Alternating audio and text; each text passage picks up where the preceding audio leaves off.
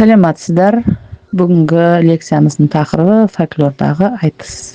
Жоспарымыз фольклордағы айтыстың зерттелу тарихы, айтыстың көркемдігі, айтыстың түрлері, бәдік айтыс, ақындар айтысы, қайым айтыс, түре айтыс, қыз бен жігіт айтысы, біржан мен сары айтысы. Айтыс қазақтың ауыз әдебиетіндегі ерекше поэтикалық жанр. Ол суырып салмалық өнерге негізделген сөз жарысы. Ақындардың немесе адамдардың ой өрісін, тапқырлығын, шешендігін көрсететін өнер түрі.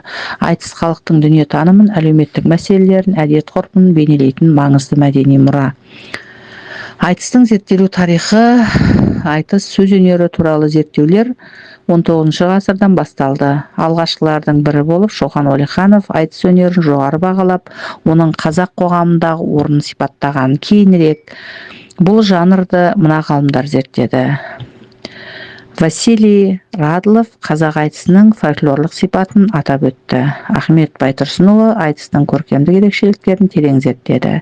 Мұхтар Әуезов айтысты қазақ әдебиетінің биік шыңы деп бағалап, оның түрлерін саралады. Сәбит Мұханов айтыстың тарихи мәні мен мазмұндық ерекшелігін ашты. Кеңес дәуірінде Жандос Сейдалин, Қажым Жұмалиев, Мәлік Ғабдуллин, Есмағамбет Смайылов сынды зерттеушілер айтысты жан-жақты талдады. Айтыстың көркемдігі, суырып салмалық. Айтыстың басты ерекшелігі ақындардың дайындықсыз тыңдаушы алдында сөз сайысына түсуі.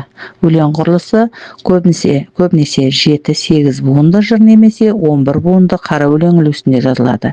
Ұйқас түрлері шалыс ұйқас, кезекті ұйқас. Теңеулер мен эпитеттер ақындар қарсыластарын сипаттауда бейнелі сөздер қолданылады.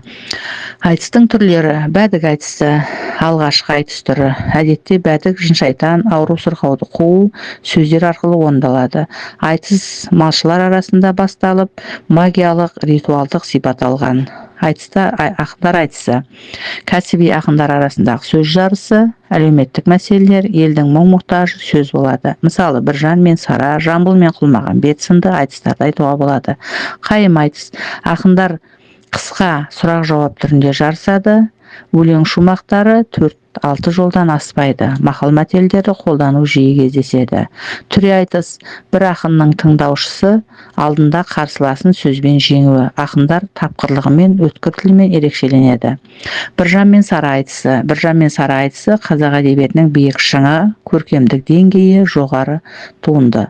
Бұл айтыс халықтың әлеуметтік мәселелері мен әйел теңсіздігін көтереді. Композициясы біржанның сараға сәлемдесіп, өзін таныстыруы, сараның өз басындағы қиындықтарын айтып, мұңын шаққан сәті, біржанның сараға ақыл кеңес беруі, сөз жарысының шешімі сараның біржанды мойындауы. Қорыта келе, айтыс қазақ халқының рухани қазынасының баға жетпес мұрасы. Ол халықтың тұрмыс тіршілігін, салт дәстүрін, дүниетанымын бейнелей отырып, өнерпаздық қабілет пен тапқырлықтың символы болды. Айтыстың түрлеріндегі алуан мазмұн, көркемдік әдістер мен тапқырлық ерекшеліктер оны қазақ әдебиетінің ерекше жанр ретінде сақтап қалды.